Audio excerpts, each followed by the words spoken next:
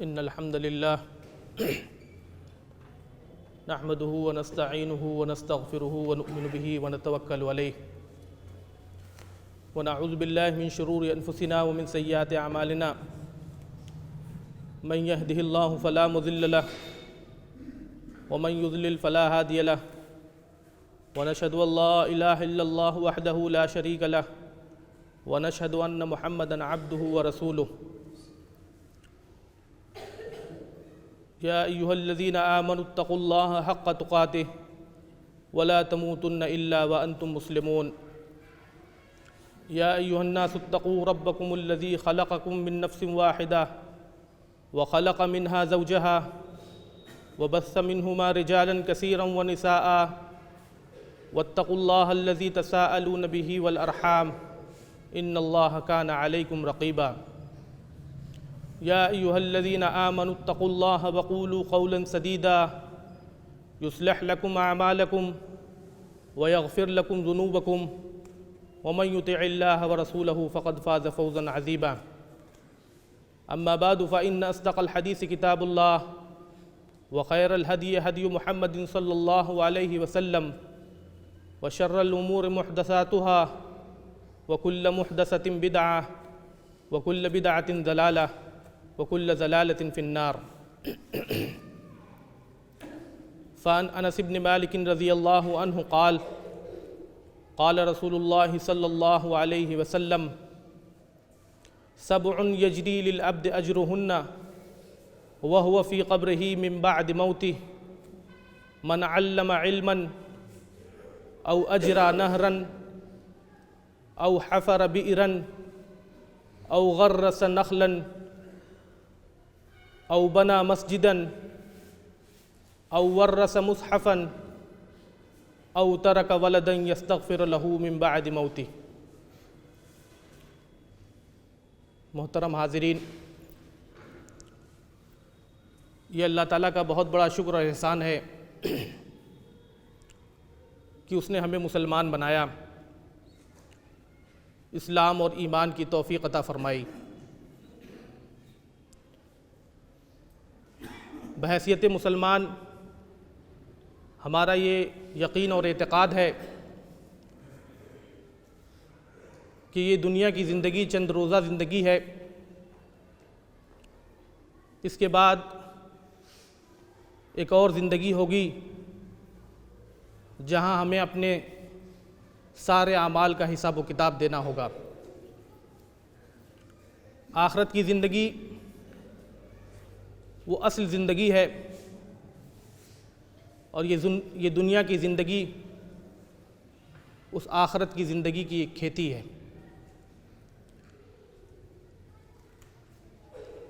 قرآن مجید میں جا بجا آخرت کا نقشہ کھینچا گیا ہے، آخرت میں پیش آنے والے واقعات کا تذکرہ کیا گیا ہے، اور متعدد مقامات پر اللہ تعالیٰ نے کفار و مشرکین اور مجرمین کا یہ قول نقل کیا ہے کہ جب ان سے پوچھا جائے گا یا جب ان کو آخرت کے دن حساب و کتاب کے لیے اٹھایا جائے گا تو وہ کہیں گے کہ ہم دنیا کی زندگی میں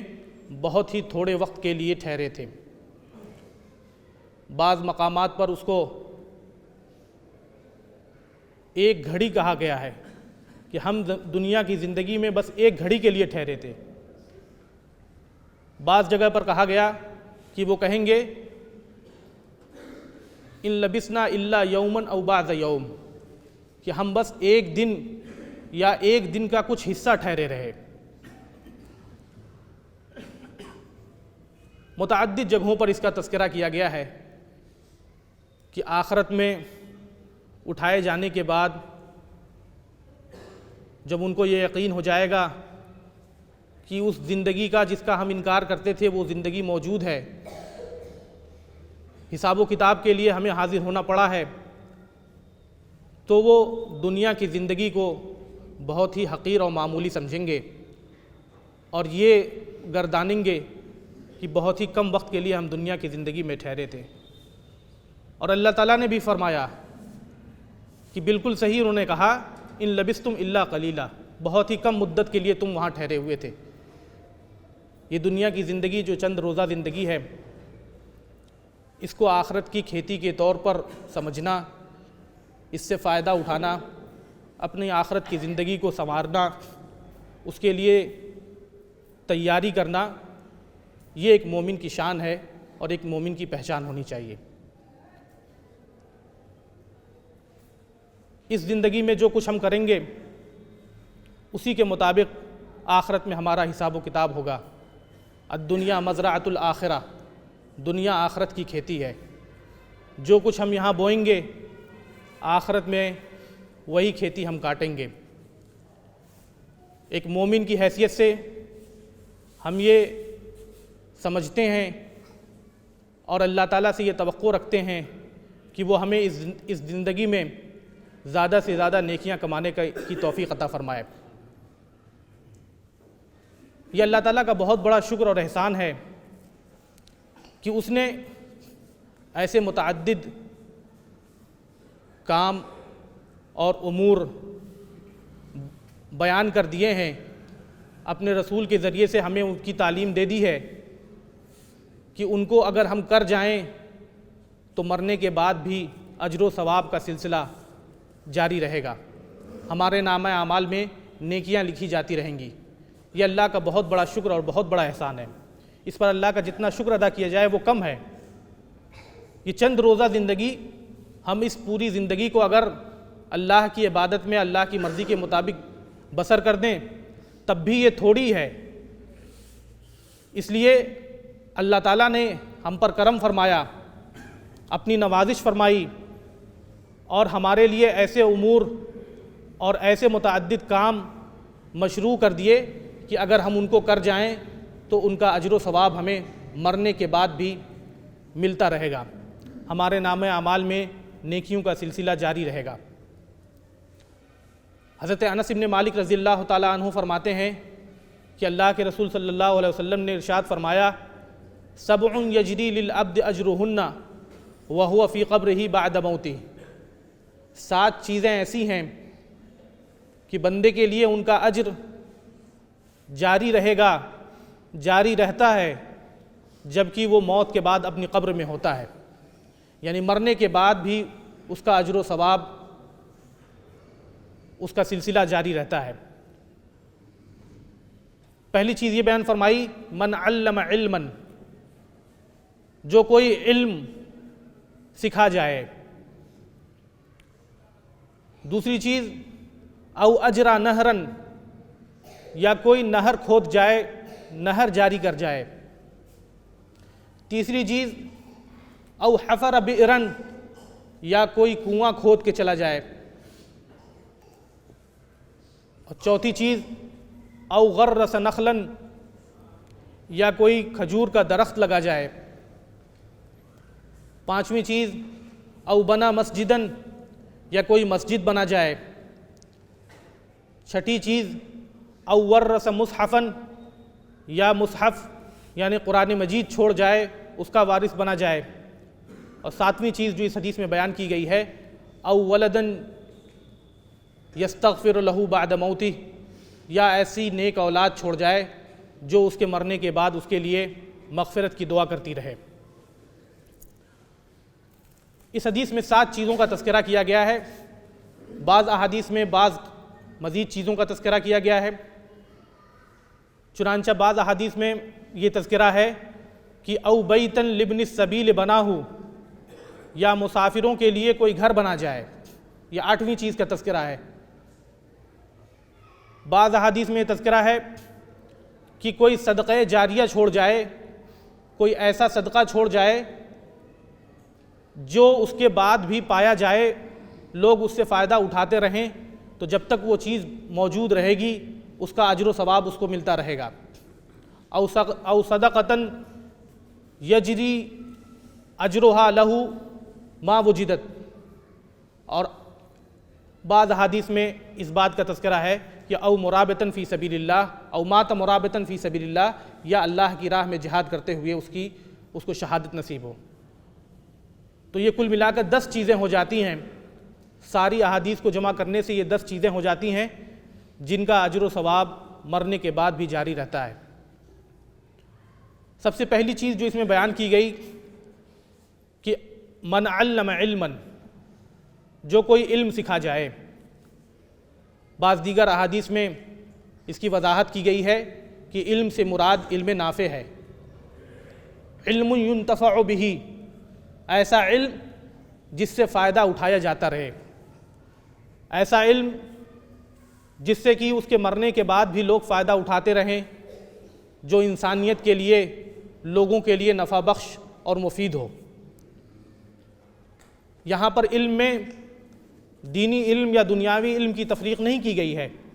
بلکہ علم نافع اور علم زار کی تفریق کی گئی ہے۔ اگر کوئی نفع بخش علم چھوڑ کر جاتا ہے، چاہے اس کا تعلق دین سے ہو یا دنیا سے ہو، چاہے اس کا تعلق طب سے ہو یا ہندسہ سے ہو، چاہے اس کا تعلق شریعت اور دین سے ہو، کوئی علم ایسا چھوڑ جاتا ہے جو انسانیت کے لیے، سارے انسانوں کے لیے، سب کے لیے مفید ثابت ہو، لوگ اس کے مرنے کے بعد بھی اس سے فائدہ اٹھاتے رہیں، تو اس کا اجر و ثواب اس کو ملتا رہے گا۔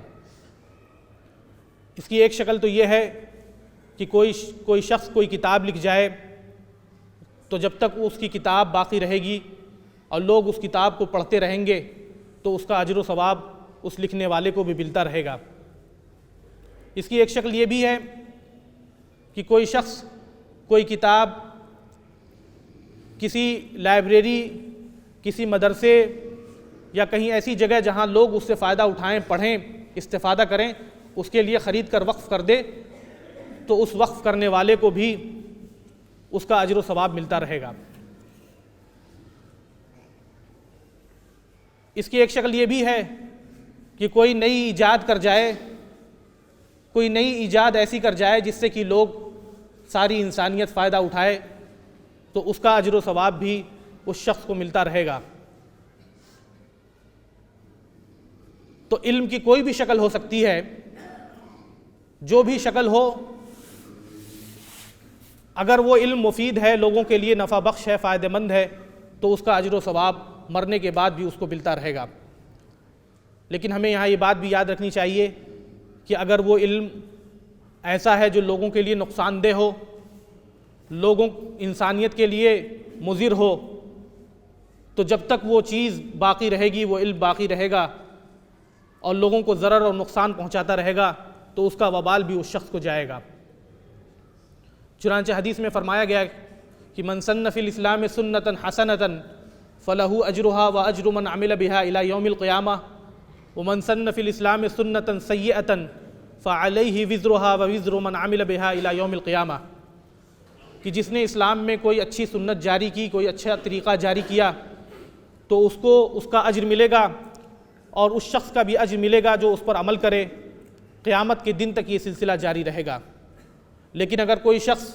کوئی برا طریقہ ایجاد کر کے چلا جائے تو اس کا وبال اس کے اوپر ہوگا، اور اس شخص، ان سارے لوگوں کا وبال بھی اس کے اوپر ہوگا جو اس پر عمل پیرا رہیں، قیامت کے دن تک یہ وبال کا سلسلہ جاری رہے گا۔ اس لیے ہمیں اس بات کی کوشش کرنی چاہیے کہ مفید اور نافع چیزیں، ایسی چیزیں جو لوگوں کے لیے نفع بخش ہوں، ہماری ذات سے ایسی چیزیں وہ نکلیں، ہم ایسی چیزیں کریں جو لوگوں کے لیے نفع بخش ہو، کوئی ایسا کام نہ کر جائیں جو لوگوں کے لیے نقصان دہ ہو۔ دوسری چیز جو اس حدیث میں بیان کی گئی کہ او اجرا نہرن،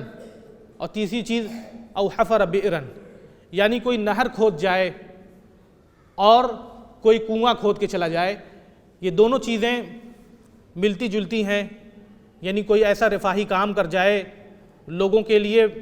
پانی کا بندوبست، پینے کے پانی کا بندوبست کر جائے، ایسا آبپاشی کے پانی کا بندوبست کر جائے جس سے کہ لوگ فائدہ اٹھاتے رہیں، تو وہ چیز جب تک باقی رہے گی اور جب تک لوگ اس سے فائدہ اٹھاتے رہیں گے، اس کا اجر و ثواب بھی اس کو ملتا رہے گا، چاہے وہ نہر کی شکل میں ہو، چاہے کنویں کی شکل میں ہو، چاہے آج جدید وسائل کو استعمال کرتے ہوئے کوئی اور طریقہ اس کا اختیار کیا جائے، کہیں کوئی ٹیوب ویل لگوا دے، کوئی سمرسیبل کے ذریعے بورنگ کرا کر لوگوں کے لیے پانی، پینے کے پانی کا آبپاشی کے پانی کا، مویشیوں کے لیے پینے کا پانی کا بندوبست کر جائے، اس طرح کا کوئی بھی رفاہی کام کر جائے جس سے کہ لوگ سیراب ہوں، فائدہ اٹھائیں، تو وہ اس شخص کے لیے صدقہ جاریہ بنے گا، مرنے کے بعد بھی اس کا اجر و ثواب اس کے لیے جاری رہے گا۔ ہم اپنے گرد و پیش کا جب جائزہ لیتے ہیں تو ہمیں یہ نہیں محسوس ہوتا ہے کہ پانی کی کوئی قلت ہے دنیا میں، لیکن خود ہمارے ملک عزیز میں بے شمار علاقے ایسے ہیں جہاں پانی کی شدید قلت پائی جاتی ہے، لوگ ایک ایک بوند پانی کے لیے ترستے ہیں۔ بعض ایسے مقامات ہیں، خود ہمارے ملک میں بعض صوبوں کے درمیان آپس میں بعض نہروں کو لے کر سپریم کورٹ میں اور ہائی کورٹ میں کیس چل رہے ہیں۔ پانی کی شدید قلت پائی جاتی ہے، سب کا دعویٰ ہے کہ اس سے ہم فائدہ اٹھائیں گے۔ ہم اپنے علاقے کو جب دیکھتے ہیں تو ہمیں یہ محسوس نہیں ہوتا ہے کہ آخر اس حدیث یہ جو دونوں چیزیں بیان کی گئی ہیں اس کی کیا منفعت ہے، لیکن جب ہم اپنے ملک عزیز کے دیگر علاقوں میں جہاں پانی کی قلت ہے، یا ملک سے باہر بیرون ملک دنیا کے ان علاقوں کا جائزہ لیں جہاں پانی کی قلت ہے، تو ہمیں اندازہ ہوگا کہ انسانیت کے لیے، جانوروں کے لیے، سارے چرند و پرند کے لیے اس طرح کا کوئی کام کر جانا جس سے کہ وہ سیراب ہوں، یہ کتنے بڑے اجر و ثواب کا باعث ہے، اور کتنے بڑے اللہ تعالیٰ کے کتنے زیادہ قرب کا ذریعہ ہے۔ اس کے بعد جو حدیث میں جو چیز بیان کی گئی ہے وہ ہے او غرس نخلا، کوئی کھجور کا درخت لگا جائے۔ اس حدیث میں کھجور کے درخت کا تذکرہ ہے، اس لیے کہ اس وقت سب سے زیادہ مفید اور نفع بخش جو درخت تھا وہ کھجور کا درخت تھا، تو آپ نے وہاں کے لحاظ سے کھجور کے درخت کا تذکرہ کیا۔ ہم اپنے علاقے کے لحاظ سے کوئی بھی درخت، شجر کاری کا کوئی بھی کام کریں، کوئی بھی درخت لگا جائیں جس سے کہ لوگ فائدہ اٹھائیں، تو وہ ہمارے لیے صدقہ جاریہ اور اجر و ثواب کا باعث ہوگا۔ درخت کے ذریعے سے لوگ پھل بھی حاصل کرتے ہیں، اس سے ان کو سایہ بھی ملتا ہے، اور اس کے ذریعے سے فضائی آلودگی بھی ختم ہوتی ہے، آکسیجن کا بھی کام کرتا ہے، متعدد فوائد ہیں اس کے۔ تو اس حدیث میں اس کی جانب بھی اشارہ کر دیا گیا۔ اور جو آج ہم دیکھتے ہیں کہ جو جدید تعلیم یافتہ ہیں یا جو ماڈرن لوگ بنتے ہیں، وہ شجر کاری کی مہمیں چلاتے ہیں اور یہ سمجھتے ہیں کہ یہ ان کا بہت بڑا کمال ہے کہ انہوں نے دنیا میں شجر کاری اور درخت لگانے کی مہم چلا کر دنیا پر بہت بڑا احسان کیا ہے۔ ان کو یہ معلوم نہیں ہے کہ اللہ کے رسول صلی اللہ علیہ وسلم نے 1450 سال پہلے اس کی تعلیم ہمیں دی ہے۔ ہم مسلمانوں کو اس جانب متوجہ ہونے کی ضرورت ہے، اور اس بات کی کوشش کرنی چاہیے کہ ہم اپنے ہر عمل کے ذریعے سے اسلامی تعلیمات کا نمونہ پیش کریں۔ ہم لوگوں کو بتائیں کہ یہ شجر کاری کی جو مہم آپ چلا رہے ہیں یہ بہت اچھی ہے، لیکن یہ نہ سمجھیں کہ اسلام اس سے نابلد ہے یا اسلامی تعلیمات اس سے خالی ہیں، بلکہ اسلام میں اس کی تعلیمات اللہ تعالیٰ نے اور اس کے رسول نے ہم کو 1450 سال پہلے اس کی جانب رہنمائی فرما دی ہے۔ تو اس حدیث میں جو چوتھی چیز بیان کی گئی وہ شجر کاری ہے، درخت لگانے کا کام ہے، جس سے کہ سارے انسانوں بلکہ سارے جانداروں کو فائدہ پہنچے۔ اس کے بعد جو اگلی چیز بیان کی گئی، او بنا مسجدن، یا کوئی مسجد بنا جائے۔ ایک حدیث میں اللہ کے رسول صلی اللہ علیہ وسلم نے فرمایا، من بنا مسجدن للہ، من بنا مسجدن یبتغی بہ وجہ اللہ، بنى اللہ لہ بیتا فی الجنہ۔ جس نے کوئی مسجد بنائی اللہ کی خوشنودی کی خاطر تو اللہ تعالیٰ اس کے لیے جنت میں ایک گھر بنائیں گے۔ اور ایک دوسری حدیث میں آپ نے فرمایا، من بنا مسجدا للہ کمفحص قطاۃ او اصغر بنى اللہ لہ بیتا فی الجنہ، کہ جس نے اللہ کی خاطر پرندے کے گھونسلے یا اس سے چھوٹی مسجد بنائی تو اللہ تعالیٰ اس کے لیے جنت میں ایک گھر بنائیں گے۔ اس حدیث میں تمثیل کے ذریعے یہ بات سمجھائی گئی ہے کہ اللہ تعالیٰ کے یہاں کیفیت کی قدر ہے، کمیت کی قدر نہیں ہے۔ یعنی اللہ تعالیٰ یہ چیز دیکھتا ہے کہ یہ عمل صالح کرنے والا، نیک کام یہ کرنے والا، وہ اخلاص کے ساتھ کر رہا ہے، خلوص نیت کے ساتھ کر رہا ہے، یا شہرت اور نام و نمود کے لیے کر رہا ہے۔ اگر کسی نے اللہ کی رضا کے لیے، اللہ کی خوشنودی کے لیے کوئی مسجد بنائی تو چاہے وہ کتنی بھی چھوٹی ہو، حدیث میں فرمایا گیا چاہے وہ پرندے کے گھونسلے کے برابر یا اس سے بھی چھوٹی ہو، اگر وہ اللہ کے لیے بنائی گئی ہے، اللہ کی خوشنودی کے لیے بنائی گئی ہے، تو اللہ تعالیٰ اس کے لیے جنت میں ایک گھر بنائے گا۔ اور اگر کوئی لاکھوں کروڑوں روپے خرچ کرے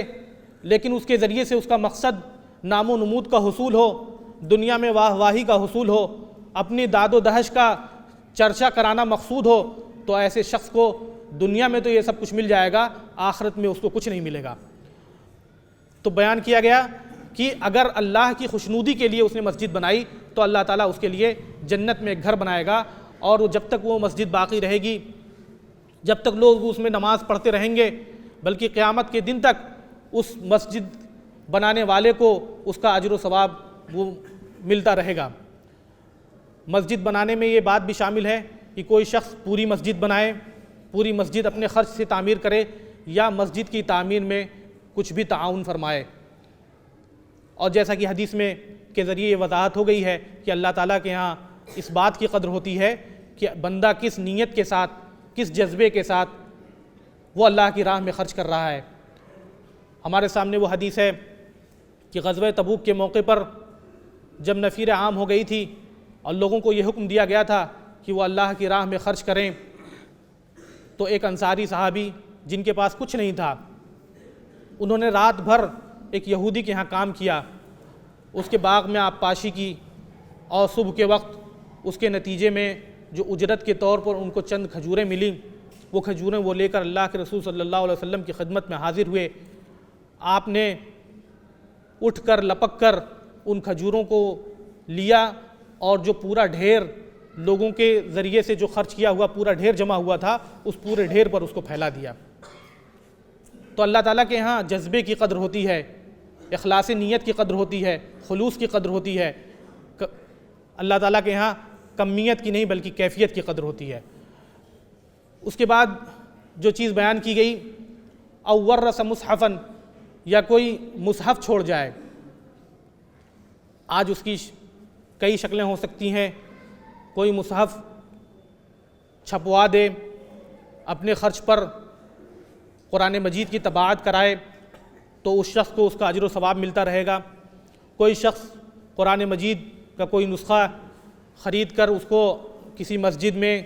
کسی لائبریری میں، کسی مدرسے میں، کسی ایسی جگہ جہاں لوگ اس سے فائدہ اٹھائیں، اس سے پڑھتے رہیں، وہاں وقف کر دے، تو اس کا اجر و ثواب اس کو مرنے کے بعد بھی جب تک لوگ اس کو پڑھتے رہیں گے اس کو اجر و ثواب اس کا ملتا رہے گا۔ اس کی متعدد شکلیں ہیں، ان میں سے کسی بھی شکل کو اختیار کیا جا سکتا ہے۔ آپ اندازہ لگا سکتے ہیں کہ اللہ تعالیٰ نے ہم لوگوں پر کتنا بڑا احسان کیا ہے، اور کتنی چھوٹی چھوٹی چیزیں جن کو ہم معمولی سمجھتے ہیں ان کے ذریعے سے ہمارے لیے اجر و ثواب کا ایک سلسلہ جاری فرما دیا ہے۔ ایک مصحف قرآن مجید کا ایک نسخہ ہم بازار سے خریدیں اور کسی بھی مسجد میں لے جا کر رکھ دیں، اخلاص کے ساتھ، اس نیت کے ساتھ کہ اس سے جو بھی بندہ اللہ کا جو بھی بندہ اس سے پڑھے گا اور جو بھی اس سے فائدہ اٹھائے گا اس کا اجر و ثواب مجھ کو بھی ملتا رہے گا۔ اخلاص کے ساتھ اگر کوئی یہ کام کرتا ہے تو ہر پڑھنے والے کے اجر کے ساتھ ساتھ اس شخص کو بھی اس کا اجر ملتا رہے گا۔ اس کے بعد جو چیز بیان کی گئی کہ نیک اولاد چھوڑ جائے جو اس کے مرنے کے بعد بھی اس کے لیے مغفرت کی دعا کرتی رہے۔ اولاد کی حسن تادیب، ان کی اچھی تربیت اور اس کو اچھی طریقے سے دینی اور دنیاوی سارے علوم سے بہرور کرنا، ان کو اللہ اور اس کے رسول کی احکامات اور تعلیمات سے باخبر کرنا، اچھے اسلامی نہج پر ان کی پرورش کرنا، اس کی فضیلت اس حدیث کے ذریعے سے معلوم ہوتی ہے۔ نیک اولاد جو آپ کے لیے مرنے کے بعد بھی دعا کرے وہ وہی ہوگی جس کی آپ نے تعلیم و تربیت اور جس کی تعلیم کا صحیح بندوبست کیا ہو، جس کو یہ چیزیں معلوم ہوں، جس کو اللہ اور رسول کا ڈر ہو اور اللہ اور رسول کا خوف جس کے اندر ہو، وہ مرنے کے بعد بھی اپنے والدین کے لیے مغفرت کی دعا کرتی رہے گی، تو اس کا اجر و ثواب بھی اس شخص کو، اس کے والدین کو مرنے کے بعد بھی ملتا رہے گا۔ آٹھویں چیز جو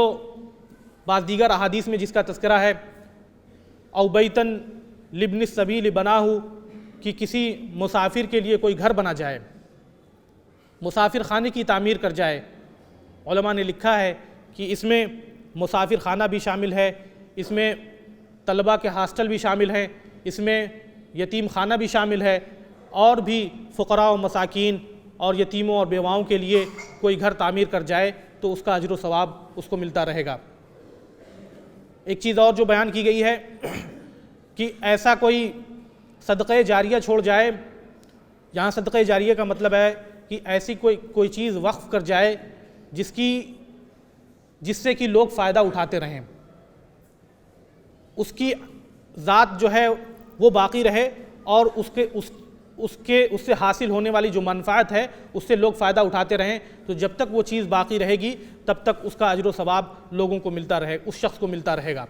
جیسے اگر کوئی شخص کسی مدرسے کی تعمیر کر جائے تو جب تک وہ مدرسہ باقی رہے گا، اس مدرسے میں لوگ بچے پڑھتے رہیں گے، اس کا اجر و ثواب اس کو ملتا رہے گا۔ اور جو آخری چیز بیان کی گئی ہے کہ اگر کوئی شخص اللہ کی راہ میں جہاد کرتے ہوئے شہید ہوتا ہے تو مرنے کے بعد بھی اس کا اجر و ثواب اس کو ملتا رہتا ہے۔ اللہ تعالیٰ سے دعا ہے کہ ہمیں اس بات کی توفیق عطا فرمائے کہ یہ جو نیک اعمال ہیں ان سارے اعمال پر یا ان میں سے جن پر بھی ہم عمل کر سکتے ہوں ہمیں عمل کی توفیق عطا فرمائے، ہمیں اپنے دامن کو نیکیوں سے بھرنے کی توفیق عطا فرمائے۔